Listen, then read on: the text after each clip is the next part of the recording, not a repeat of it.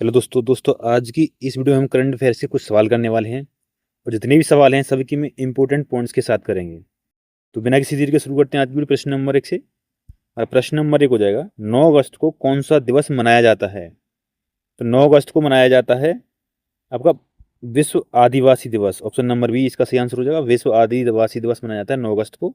चलिए इसके important points देख लेते हैं। प्रत्येक वर्ष 9 अगस्त को विश्व आदिवासी दिवस मनाया जाता है। यह दिवस स्वदेशी समुदायों के अधिकारों और संस्कृति की रक्षा हेतु समर्पित है। इस तिथि का निर्धारण संयुक्त राष्ट्र महासभा द्वारा किया गया था। प्रथम विश्व आदिवासी दिवस वर्ष 1995 में आयोजित किया गया था। चलिए प्रश्न नंबर 2 हो जाएगा, विश्व आदिवासी दिवस 2026 की थीम क्या है? तो इसका सही answer option number B. Option number B इसका सही आंसर हो जाएगा। चलिए इसके कुछ पॉइंट्स देख लेते हैं। वर्ष 2026 की थीम ये लिखी हुई है, safeguarding life and well being है। यह थीम पारंपरिक दाइयों द्वारा स्वास्थ्य एवं जीवन रक्षा में योगदान को सम्मानित करती है। यह दिवस दुनिया भर में स्वदेशी अधिकारों को बढ़ावा देता है। संयुक्त राष्ट्र स्वदेशी भाषाओं और संस्कृतियों के संरक्षण पर बल देता है। चलिए अगला प्रश्न कर लेते हैं। हमारा प्रश्न नंबर 3 हो जाएगा, विश्व आदिवासी दिवस प्रत्येक वर्ष कब मनाया जाता है? तो ये 9 अगस्त को मनाया जाता है। ऑप्शन नंबर सी 9 अगस्त इसका सही आंसर हो जाएगा। इससे कुछ पॉइंट्स हो जाएंगे। विश्व आदिवासी दिवस प्रतिवर्ष 9 अगस्त को अंतर्राष्ट्रीय स्तर पर मनाया जाता है। प्रथम स्वदेशी आबादी बैठक 9 अगस्त 1982 को जेनेवा में आयोजित हुई थी। इसी ऐतिहासिक बैठक में स्मृति में 9 अगस्त की तिथि चुनी गई थी। भारत में जनजातीय कल्याण हेतु कई विशेष योजनाएं संचालित हैं। चलिए कुछ प्रश्न नंबर 4 कर लेते हैं। विश्व आदिवासी दिवस की तारीख किस संस्था ने निर्धारित की थी? तो ये संयुक्त राष्ट्र महासभा ने निर्धारित की थी। ऑप्शन नंबर सी संयुक्त राष्ट्र महासभा इसका सही आंसर हो जाएगा। ये प्रश्न नंबर 5 कर ले, इसका पॉइंट्स का देख लेते हैं। इस तिथि का निर्धारण संयुक्त राष्ट्र महासभा ने किया था। यूएनजीए ने दिसंबर 1994 में संकल्प 49/214 के तहत घोषणा की। पहला अंतर्राष्ट्रीय दशक 1995 से 2004 स्वदेशी लोगों के लिए घोषित किया गया था। वर्तमान में स्वदेशी भाषाओं का दशक 2022 से 2032 तक मनाया जा रहा है। चलिए अगला प्रश्न कर लेते हैं। प्रश्न नंबर 5 हो जाएगा, 2026 में आरबीआई की तीसरी द्वैमासिक मौद्रिक नीति कब बैठक हुई? तो ये हुई 3 से 5 अगस्त 3 से 5 अगस्त तक चली। ऑप्शन नंबर 20 का सही आंसर है। इसके भी कुछ पॉइंट्स हैं। भारतीय रिजर्व बैंक की मौद्रिक नीति समिति की बैठक जो है 3 से 5 अगस्त 2026 को हुई। यह वित्तीय वर्ष 2026-27 की तीसरी द्वैमासिक समीक्षा बैठक थी। मौद्रिक नीति समिति की अध्यक्षता आरबीआई गवर्नर करते हैं। एमपीसी का मुख्य कार्य मुद्रास्फीति नियंत्रण रखना और विकास को गति देना है। प्रश्न नंबर 6 हो जाएगा, आरबीआई ने अगस्त 2026 की एमपीसी बैठक में रेपो रेट कितना रखा है? तो जो रेपो रेट रखा गया है वो रखा गया है 5.25%। ऑप्शन नंबर सी इसका सही आंसर हो जाएगा 5.25%। चलिए इसके पॉइंट्स देख लेते हैं। आरबीआई ने रेपो रेट 5.25% रखा है। रेपो रेट वह ब्याज दर है जिस पर आरबीआई बैंकों को अल्पकालिक ऋण देता है। स्टैंडिंग डिपॉजिट फैसिलिटी एसडीएफ दर 5% पर रखी गई है और इसका मार्जिन स्टैंडिंग फैसिलिटी और बैंक दर 5.50% बनी हुई है। हमारा प्रश्न नंबर 7 हो जाएगा, आरबीआई की मौद्रिक नीति का रुख क्या क्या रखा गया है? जिसका रुख रखा गया है वो रखा गया है न्यूट्रल, यानी ऑप्शन नंबर बी न्यूट्रल है इसका रुख। ऑप्शन नंबर बी इसका सही आंसर हो जाएगा न्यूट्रल। चलिए पॉइंट्स देख लेते हैं। एमपीसी ने मौद्रिक नीति का रुख न्यूट्रल बनाए रखा है। तटस्थ रुख का अर्थ है ब्याज दरों में स्थिति अनुसार बदलाव संभव है। यह रुख मुद्रास्फीति को 4% के लक्ष्य पर लाने में मदद करता है। आर्थिक विकास और मूल्य स्थिरता के संतुलन को प्राथमिकता दी गई है। प्रश्न नंबर 8 हो जाएगा, फाइनेंशियल ईयर 2026-27 के लिए आरबीआई ने वास्तविक जीडीपी जो वृद्धि दर है अनुमान कितना रखा है? तो जीडीपी वृद्धि का जो अनुमान रखा है वो 6.7% रखा है। ऑप्शन नंबर सी 6.7% इसका सही आंसर हो जाएगा। चलिए पॉइंट्स देख लेते हैं। फाइनेंशियल ईयर 2026-27 के लिए वास्तविक जीडीपी दर अनुमान जो है 6.7% है।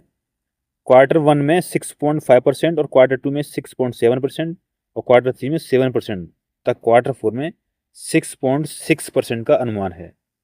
निजी खपत और विदेशी गतिविधियों में वृद्धि से अर्थव्यवस्था मजबूत बनी हुई है। भारत विश्व की सबसे तेजी से बढ़ती अर्थव्यवस्थाओं में शामिल है। प्रश्न नंबर 9 हो जाएगा। आरबीआई के अनुसार जून 2026 में सीपीआई मुद्रास्फीति कितनी रही? तो सीपीआई मुद्रास्फीति रही है 4.4%। ऑप्शन नंबर 20 का सही आंसर है 4.4%। चलिए पॉइंट्स देख लेते हैं। इसकी मुद्रास्फीति दर है 4.4% है। फाइनेंशियल ईयर 2026-27 के लिए औसत सीपीआई मुद्रास्फीति का अनुमान 4.5% रखा गया है। खाद्य कीमतों में सामान्य स्थिति आने से महंगाई दर नियंत्रण में रही। आरबीआई के मध्यम अवधि मुद्रास्फीति 4% है। प्रश्न नंबर 10 हो जाएगा। सीपी ग्राम्स जून 2026 में डीएफएस की इंश्योरेंस डिवीजन को कौन सा स्थान मिला? तो इसको मिला है तीसरा स्थान। ऑप्शन नंबर सी तीसरा इसका सही आंसर हो जाएगा। चलिए इससे कुछ पॉइंट्स भी देख लेते हैं, क्या पॉइंट्स हैं इसके। डीसीएस यानी वित्तीय सेवा विभाग बीमा प्रभाग को तीसरा स्थान प्राप्त हुआ। सीपी ग्राम्स एक ऑनलाइन जन शिकायत निवारण पोर्टल है। यह रैंकिंग शिकायतों के त्वरित एवं गुणवत्तापूर्ण निपटारे पर आधारित है। यह रिपोर्ट डीएआरपीजी यानी प्रशासनिक सुधार विभाग द्वारा जारी की जाती है। प्रश्न नंबर 11 है। सीपी ग्राम्स में डीएफएस बैंकिंग डिवीजन को कौन सा स्थान मिला है?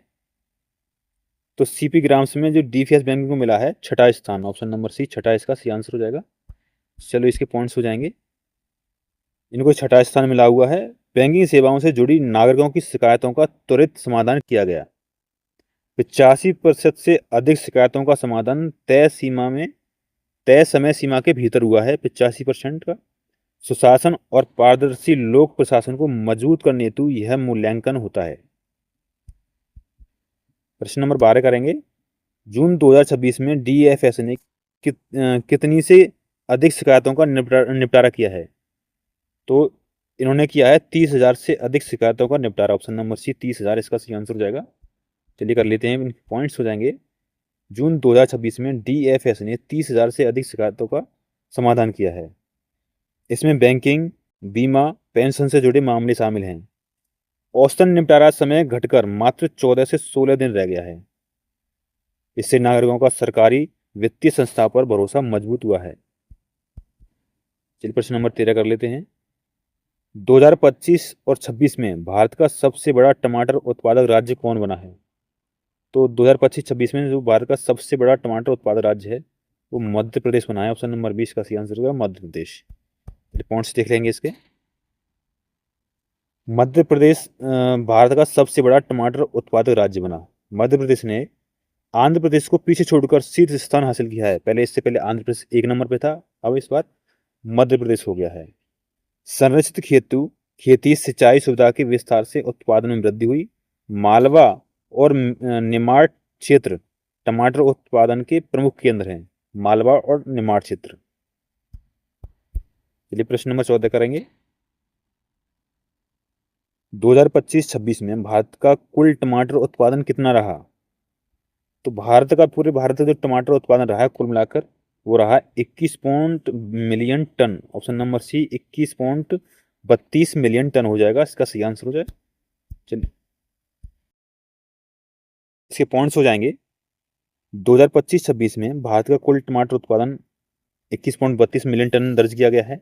यह पिछले वर्ष 20.42 मिलियन टन की तुलना में उल्लेखनीय वृद्धि है। ये पिछले वर्ष में 20.42 मिलियन टन था।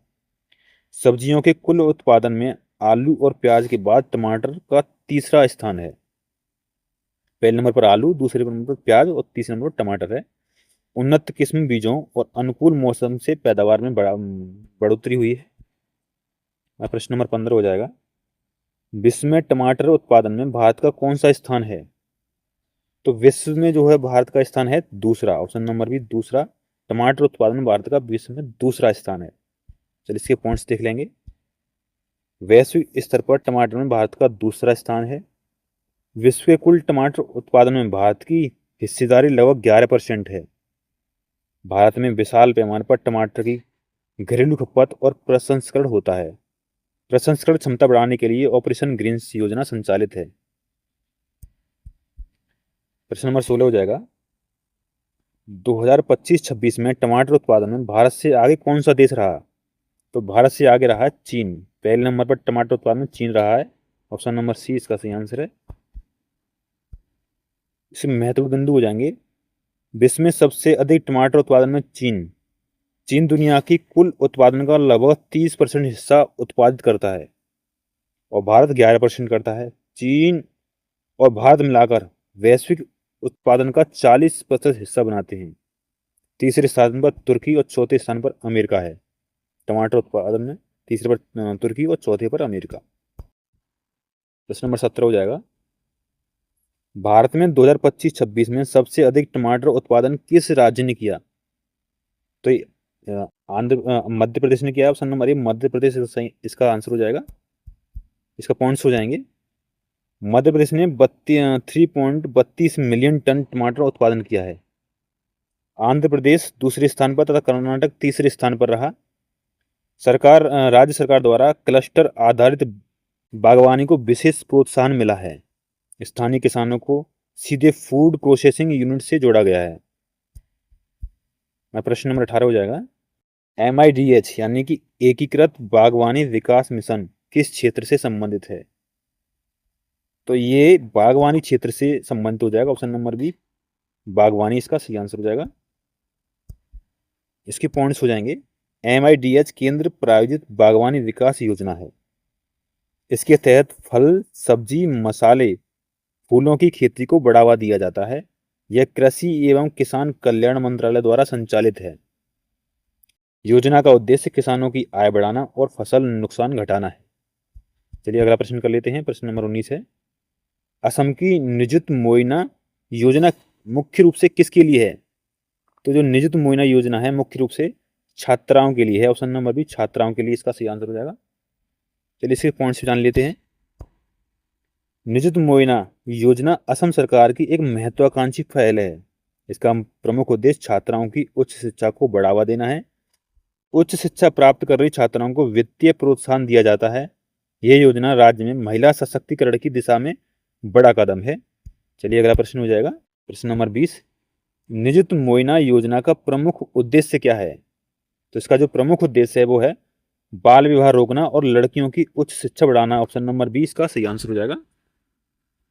चलिए इसके पॉइंट्स देख लेते हैं। मुख्य उद्देश्य बाल विवाह रोकना और बालिकाओं को डिग्री तक पढ़ाना है।